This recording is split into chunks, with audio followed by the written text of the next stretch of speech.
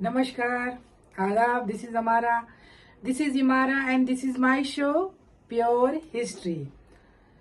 आज का शो शुरू करने से पहले आज फिर मैं एक शेर अर्ज करना चाहूंगी, मुलाहिजा फरमाइए प्लीज। हमें गुरूर है अपने आप पर, इस शहर में कोई आपसा नहीं है तो कोई हमसा भी नहीं है। हमें गुरूर है अपने आप पर कि इस शहर में कोई आपसा नहीं है तो कोई हमसा भी नहीं है। फिर भी इस शहर में हर कोई अपना सा क्यों लगता है? हर वक्त इस शहर में तुम्हारे होने का और ना होने का एहसास क्यों होता है? ये गलती उस लम्हे की है जब हम और तुम दोनों इस फजाओं में खुशबू बिखेरा करते थे। तो वो खुशबू आज भी है और कल भी रहेगी।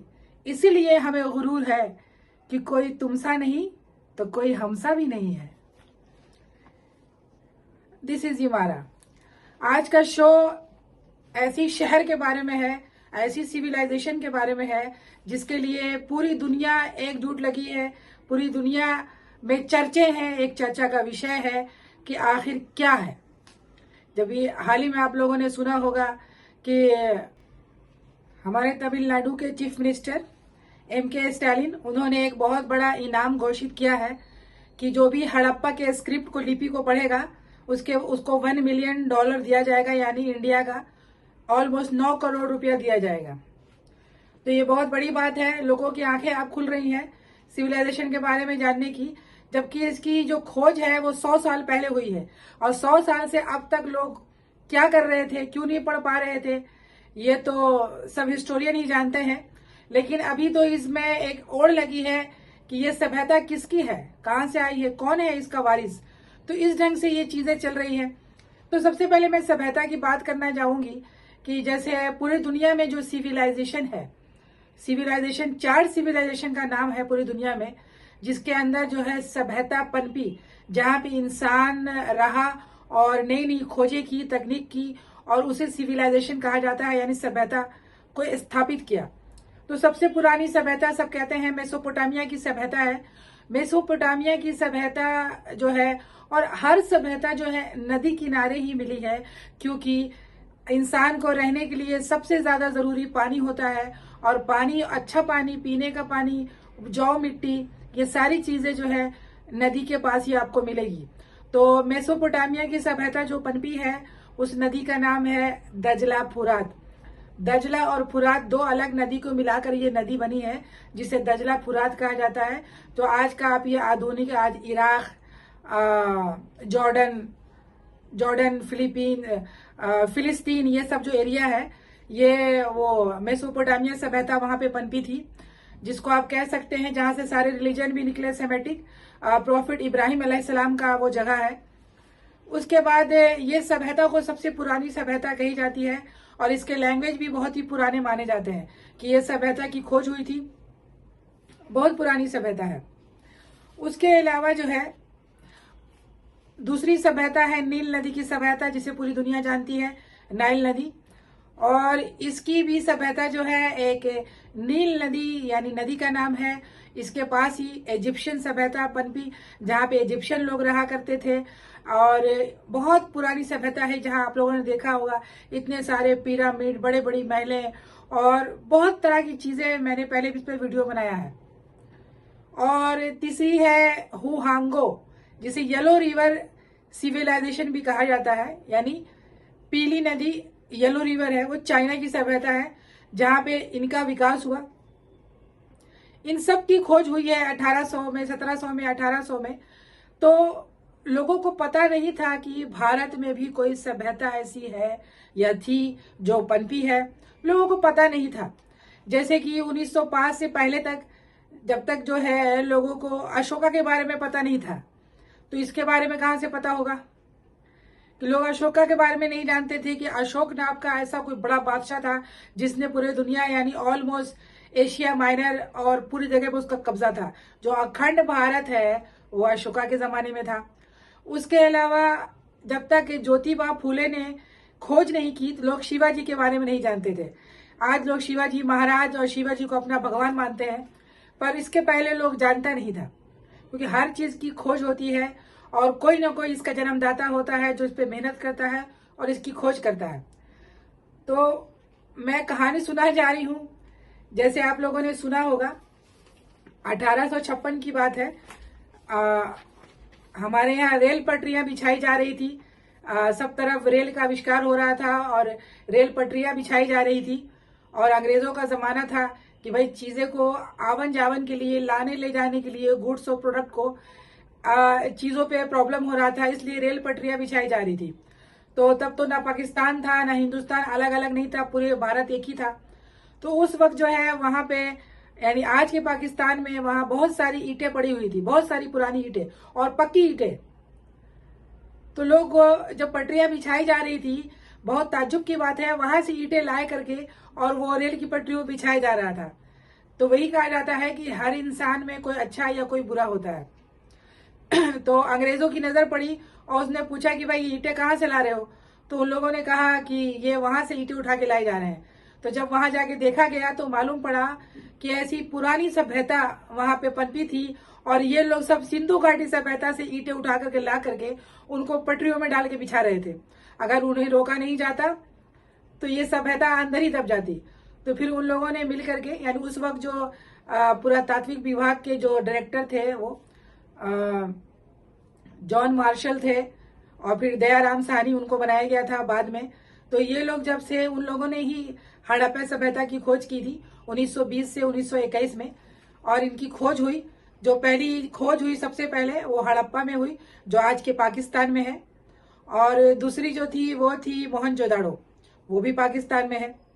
तो ये दोनों की खोज हुई। तो सबसे पहले, चूंकि ये सिंधु नदी के पास मिली थी ये सभ्यता, इसलिए इसे नाम दिया गया इंडस वैली सिविलाइजेशन, सिंधु सभ्यता, इसको नाम दिया गया। बाद में आज के डेट में हम लोग इसको हड़प्पा सिविलाइजेशन कहते हैं कि हड़प्पा सिविलाइजेशन कहा गया इसे। तो हड़प्पा का जो पुराना नाम था मेलुहा था, मेलुहा, यानी उस जमाने में लोग हमारे देश को मेलुहा और कई नामों से, जैसे आप लोगों को पता है बहुत सारे नाम, जम्बू द्वीप, मेलुहा, और ये तो आज का नाम है हिंदुस्तान, भारत, आर्यवर्त, ये तो आज का नाम है। तो इस नामों से लोग जाना करते थे। तो इस सभ्यता की जो खोज हुई और जैसे जैसे इसके बारे में लोग जानने लगे तो मालूम पड़ा कि ओ माय गॉड, ये सभ्यता तो बहुत सालों पुरानी है, ऑलमोस्ट 5000 10,000 साल। यानी सबसे पुरानी सभ्यता लोग सुमेरिया की सभ्यता, नील नदी सभ्यता मानी जाती है, पर ये उससे भी पुरानी सभ्यता बताई जा रही है। आजकल तो कार्बन डेटिंग की जाती है और लोगों को पता चल जाता है कि कौन सी चीज कब की है और कब बनी है और कैसे हुई है।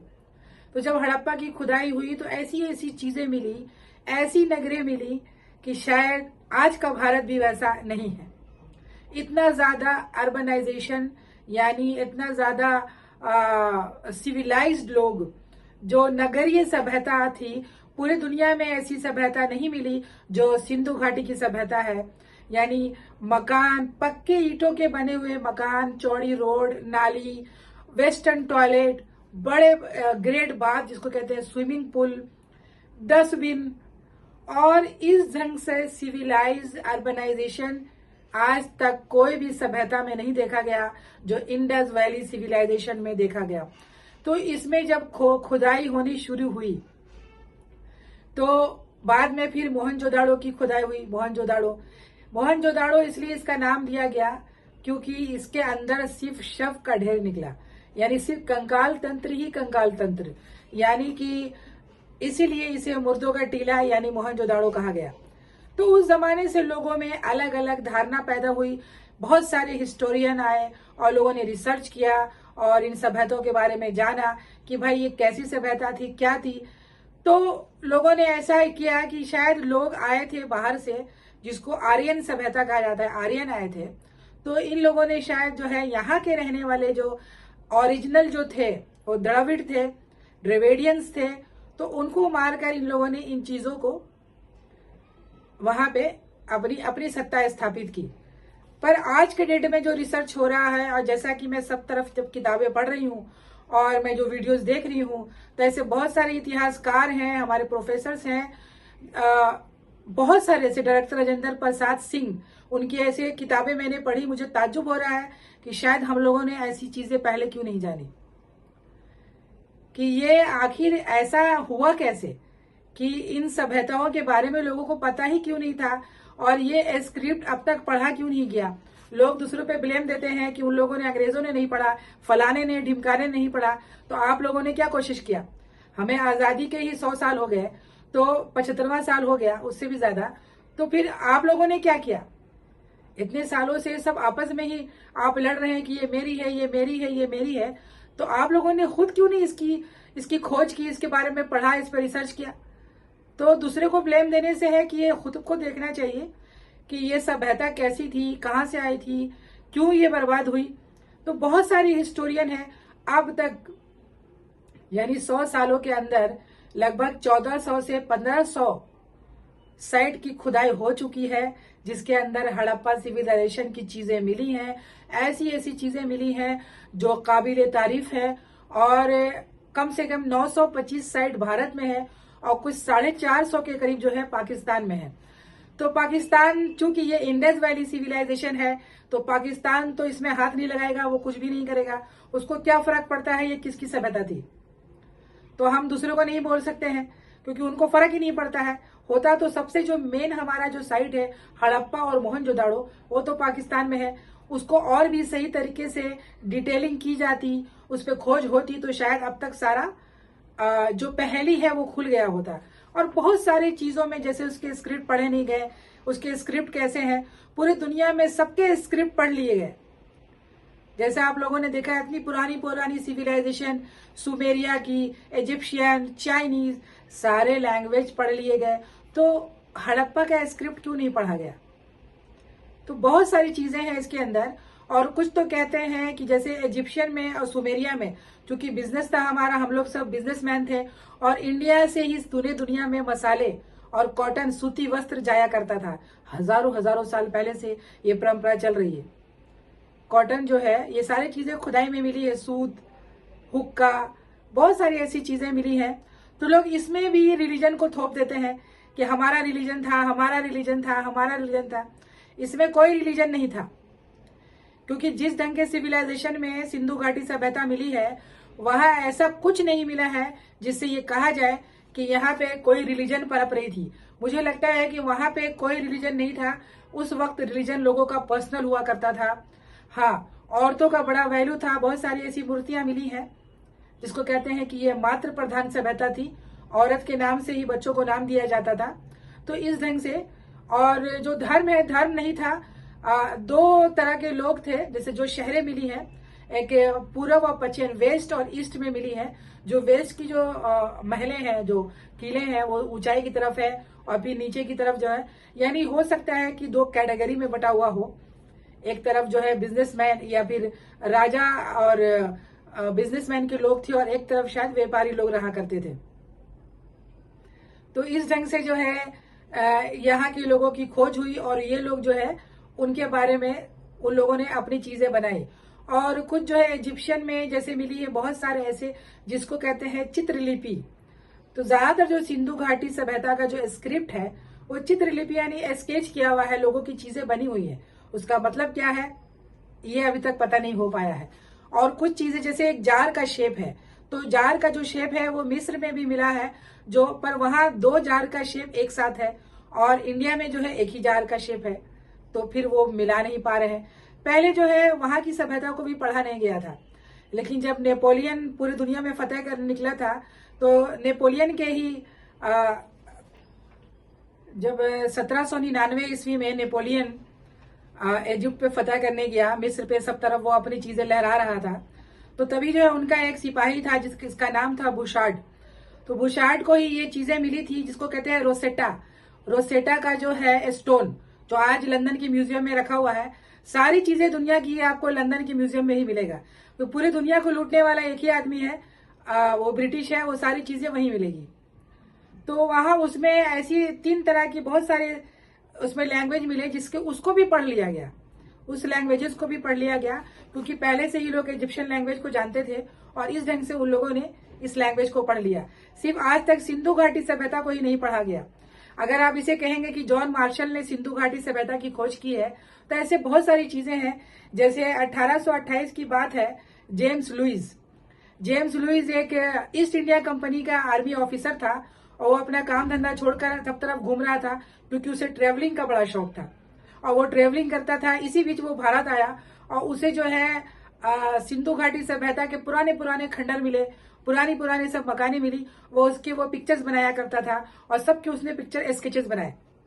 तब तक उन लोगों को पता नहीं था कि ये हड़प्पा सिविलाइजेशन के ये चीजें हैं, यानी खुदाई के 100 साल पहले। उसके बाद फिर 1920 में जॉन मार्शल और दयाराम साहनी ने इसकी खोज की और सब मालूम पड़ा कि ये 10,000 साल पुराना सिविलाइजेशन था। ये 10,000 साल पुराना, यानी अगर इस पे खुदाई की जाए, इसकी खुदाई होती गई तो बहुत सारी, जैसे 1921 में हड़प्पा में जो साहिवाल जिला है पंजाब के, आज के पंजाब यानी पाकिस्तान का पंजाब, दयाराम साहनी ने की थी। उसके बाद मोहनजोदाड़ो जो है सिंध में है, लारकाना जिले में, 1922 में आर.डी. बनर्जी ने की, ये भी पाकिस्तान में है। कालीबंगा जो आज के डेट में, इसका मतलब जो काली चूड़ियां होती हैं, बहुत सारी ऐसी चूड़ियां मिली हैं, चूड़ियों के टुकड़े, काली काली चूड़ियां, ये राजस्थान से मिला है। 1953 में इसकी खुदाई हुई है। उसके अलावा अमलानंद घोप ने की है ये इसकी खुदाई। लोथल जो आज के डेट में गुजरात है, 1953 में आर राव ने इसकी खुदाई की। सुरकोटा भी गुजरात में है और ये 1964 में इसकी खुदाई हुई और पता चला, और इसके जो जिन्होंने खोज की वो जेपी जोशी थे। बनावली जो आज के डेट में वो हरियाणा में है, तो ये 1974 में इसको खोदा गया और इसकी खोज की आर.एस. बिष्ट ने। धोलावीरा ये भी आज के गुजरात में है, 1985 में आर.एस. बिष्ट ने की।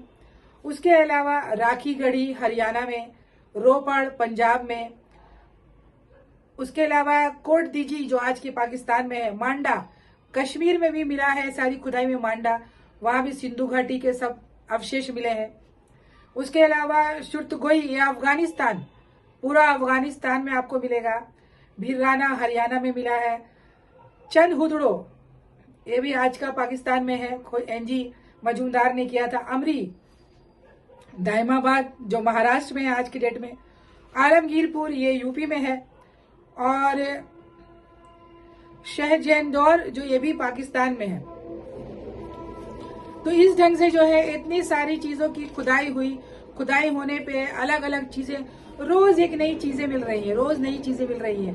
पहले तो कहा गया था कि ये सभ्यता जो है ब्रॉन्ज एज की सभ्यता है, यानी ब्रॉन्ज एज में जो है इस सभ्यता का हुआ था। तब तक शायद लोहे का आविष्कार नहीं हुआ था, लोहे की खोज नहीं हुई थी। लेकिन अभी की खुदाई में जो तमिलनाडु में जो मिला है, तमिलनाडु में चीजें मिल रही है, तो इससे ये पता चल रहा है वहां लोहा मिला है जो बहुत ही पुराना लोहा है।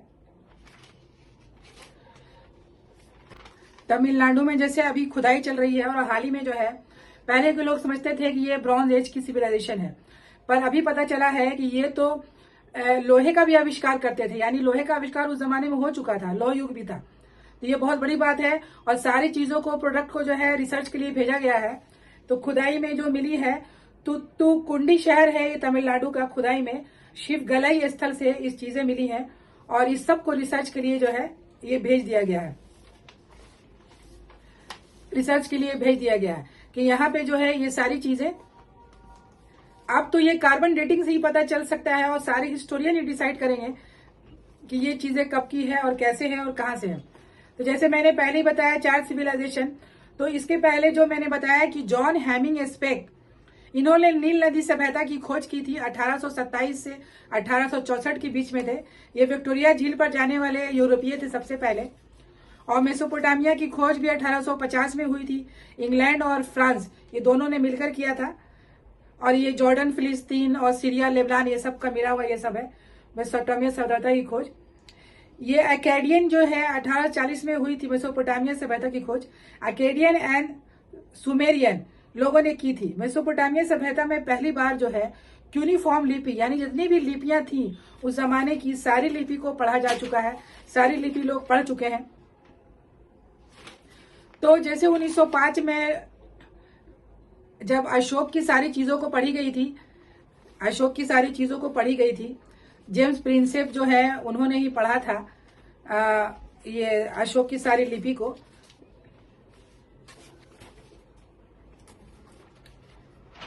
तो अशोक ने जितने भी जो इंडिया में जो है, जैसे ब्राह्मणी लिपि जो है धम लिपि ही है, यानी धम लिपि का ही रूप को ब्राह्मी लिपि का नाम दिया था अलेक्जेंडर कनिंघम ने, क्योंकि जो अशोका की जो धम लिपि है वो सेम है, ये राइट से लेफ्ट की तरफ लिखी जाती है, राइट से लेफ्ट की तरफ। और जो दूसरी है खरोष्टी लिपि, ये सारी चीजें मिली है पूरा पाकिस्तान के एरिया में, वो उस तरफ इस लिपि में उन्होंने लिखवाया है।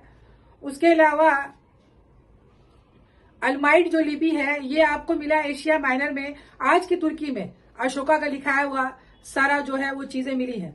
तो बहुत सारे लोगों ने कहा कि भाई जैसे आज जो है एक डिबेट है, और डिबेट का विषय है कि भाई कौन पहले आया है, किसका भारत है, ऐसा कुछ नहीं है, भारत सबका है।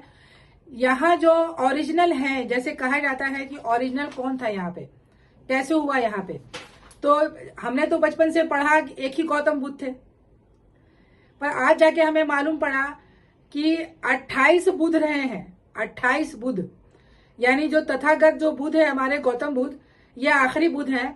इनके पहले ये अशोका के स्क्रिप्ट से ही हमें पता चला कि 28 बुद्ध रहे हैं। जैसे आपने देखा होगा जैन धर्म में 24 तीर्थंकर हैं, तो 24 है, यानी महावीर जो है वो आखिरी है, बहुत सारे लोग गुजरे हैं। तो ये भारत ऐसा देश था, तो शुरू से ये कहा जाता है कि ये नैतिक मूल्यों पे बसा हुआ था। बौद्ध का मतलब पहले कोई भी धर्म नहीं था, ये नैतिक वैल्यू थी, नैतिक मूल्य था, जहां पे लोग जो है इंसान से इंसान की मोहब्बत की तरह लोग आपस में रहते थे। और इनका जो लैंग्वेज है उस जमाने में, यानी आपने देखा होगा 500-600 बीसी से पहले यहाँ जो मेन लैंग्वेज है वो प्राकृत लैंग्वेज है। प्राकृत लैंग्वेज यानी प्राकृत लैंग्वेज का ही स्वरूप है पाली लैंग्वेज, जिसके अंदर गौतम बुद्ध बोला करते थे और हमारे महावीर भी बोला करते थे। इन सब की भाषा पाली भाषा थी। तो पाली भाषा जो है प्राकृत भाषा का ही स्वरूप है, और प्राकृत भाषा जो है वो धम लिपि का ही स्वरूप है। यानी जितने भी यहाँ पे जो गुजरे हैं, अगर सही मायने में देखा जाए तो ये जो भारत नगरी है, जो भारत देश है, ये बौद्धों का देश है। क्योंकि यहाँ पे गौतम बुद्ध, बौद्ध का मतलब एक कम्युनिटी से नहीं है कि वो बौद्धिस्ट है तो नहीं, हर एक इंसान जो नैतिक वैल्यू से बड़ा है, बाकी सारे लोग बाहर से आए हैं, सारे लोग बाहर से आए हैं। और ये जितने भी आक्रमण हुए हैं वो सब 5वीं सदी, 6ठी सदी, 7वीं सदी के बाद से शुरुआत हुई है ये सारी चीजों। और यहाँ पे यही लैंग्वेज चला करता था। जैसे आपने देखा होगा कि द्रविडियन की जो लैंग्वेज है तमिल भी बहुत पुराना लैंग्वेज है, तमिल भी बहुत पुराना लैंग्वेज है। तो हो सकता है कि जो दक्षिण का भारत रहा हो वहां द्रविडियन यानी तमिल लोग बोला करते हो, और जो उत्तर भारत रहा है, क्योंकि भारत तो बहुत बड़ा था और तरह तरह के लोग थे, तो इनके जो लैंग्वेज थे वो उनकी लिपि धम लिपि थी। और धम लिपि से ही ब्राह्मणी लिपि, खरोष्टी लिपि, जो आज के डेट में हम लोग जो लिखते हैं सब इन्हीं का स्वरूप है, यानी देवनागरी लिपि। जो हम हिंदी लिखते हैं उसको बोलते हैं देवनागरी लिपि, वही उन्हीं से निकल के आया है। जब आप जाओगे भाषा विज्ञान में आप जब जाएंगे और जब पढ़ेंगे तो आपको ताजुब होगा कि किस ढंग से पहले का बना और आज का का कैसा है, कैसे टा बना और आज का टा कैसा है। जैसे सारी चीजें लैटिन स्क्रिप्ट, रोमन स्क्रिप्ट से ही निकला है, इंग्लिश भी उसका खुद का नहीं है। अब रही संस्कृत की बात, तो संस्कृत का खुद का अपना कोई लिपि नहीं है, वो देवनागरी लिपि में ही लिखते हैं उन चीजों को। तो मेरे ख्याल से पहले मुझे पता नहीं था, जब से सब लोगों की किताबों को मैं पढ़ रही हूँ और सुन रही हूँ तो इससे पता चल रहा है कि संस्कृत जो है बहुत बाद के लैंग्वेज है, क्योंकि इनका जब खुद का स्क्रिप्ट होता तो हमें पता चलता। जैसे तमिल के इनके खुद के स्क्रिप्ट है और इनके लैंग्वेज में से बहुत चीजें लिखी जाती हैं। तो जो सबसे पुराना और भाषा है भारत का वो प्राकृत लैंग्वेज है, प्राकृत है, पाली है, यहाँ की लिपि धम लिपि है। और यहाँ के जो लोग हैं जमाने से, तो हो सकता है कि जो हड़प्पा का जो स्क्रिप्ट है, जैसा कि सब लोग बता रहे हैं कि एक एक पिक्चर्स बने हुए हैं और ये तो हर जगह फैला हुआ था। जहां नदी होती है वहां लोग रहते हैं, वहां लोग बिजनेस करते हैं और वहीं सभ्यता पनपती है। तो आपने देखा होगा कि हर नदी के किनारे ही, जितने भी नदियां हैं, हर नदी के किनारे, चाहे राजस्थान हो, पंजाब हो, बॉम्बे हो, महाराष्ट्र हो, सबसे ज्यादा गुजरात में इतनी सारी चीजें मिली हैं, सब नदी के किनारे, समंदर के किनारे, क्योंकि पानी चाहिए लोगों को।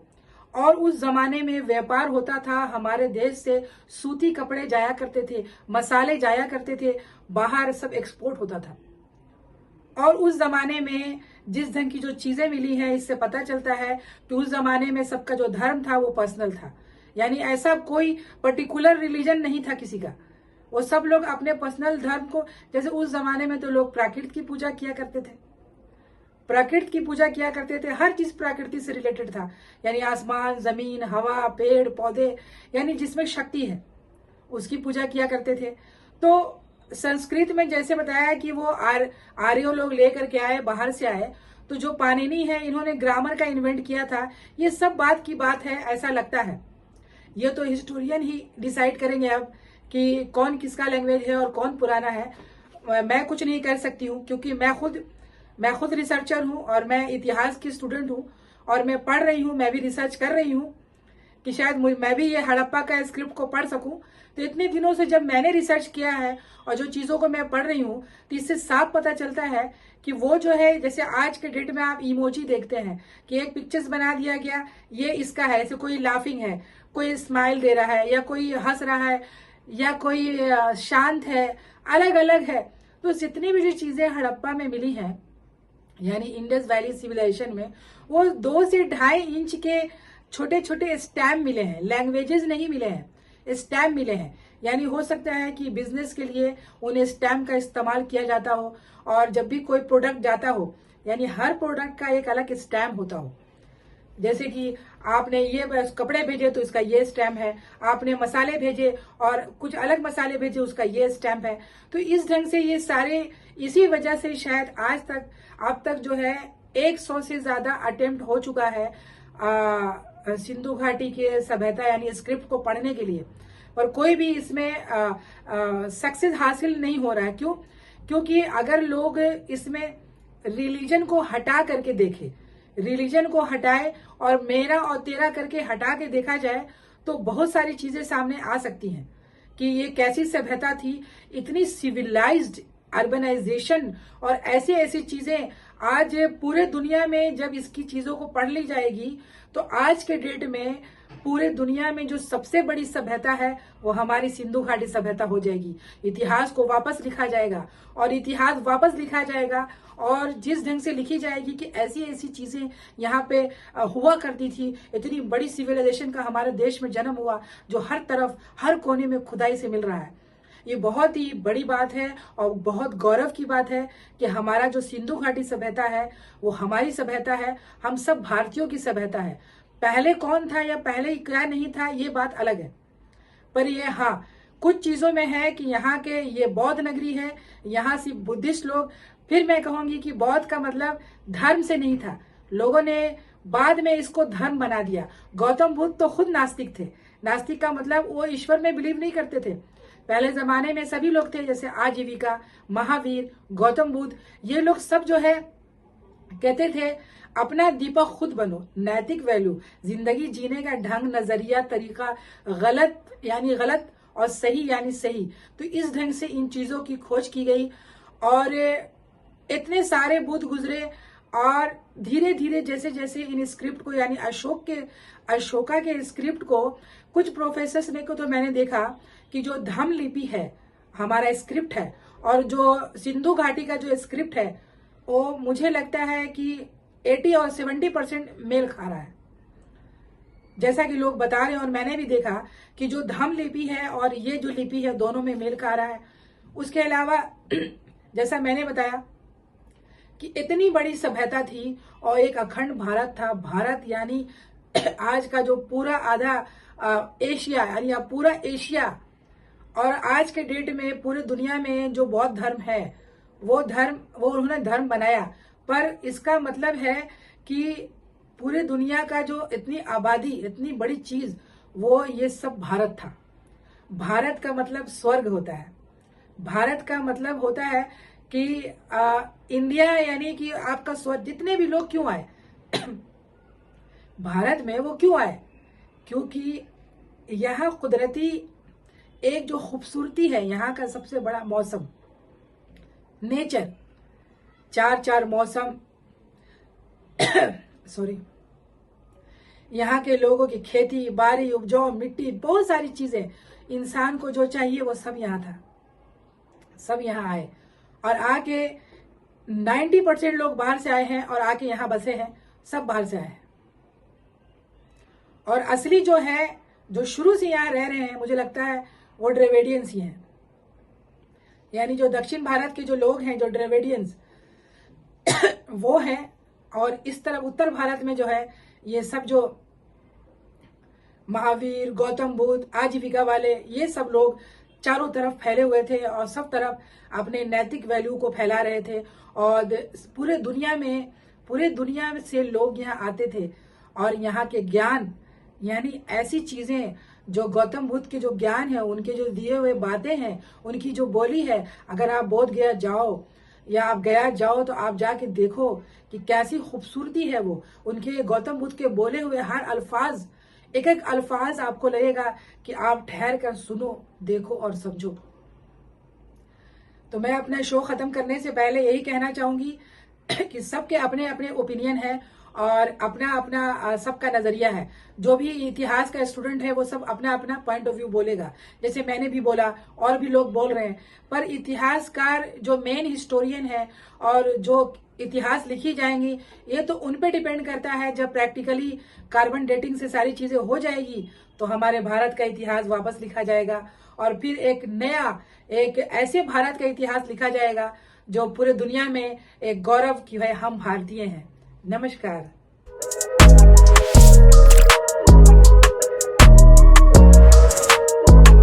खुदाई की जाए तो बहुत सारी चीजों में फिर धीरे धीरे जैसे जैसे